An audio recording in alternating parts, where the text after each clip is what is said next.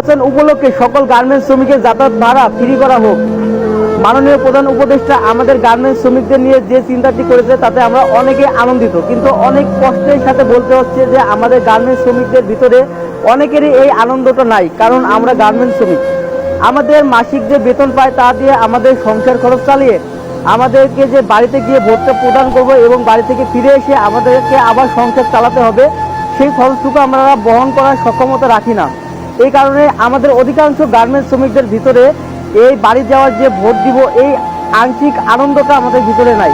তাই মাননীয় প্রধান উপদেষ্টার কাছে আমাদের আকুল আবেদন যে আমাদের যাতায়াত ভাড়া ফ্রি করা হোক বা অর্ধেক করা হোক, যাতে আমরা আমাদের আইডি কার্ড প্রদান করে বা আইডি কার্ড দেখিয়ে আমরা আমাদের যাতায়াত ভাড়াটি অর্ধেক করতে পারি। তো সকল গার্মেন্টস শ্রমিকদের কাছে আবেদন থাকবে এটাই যে এই ভিডিওটি যার সামনে যাবে তারা অবশ্যই আমাদের ভিডিওটি লাইক করবেন, কমেন্ট করবেন এবং শেয়ার করে সবাইকে দেখার সুযোগ করে দিবেন। ধন্যবাদ।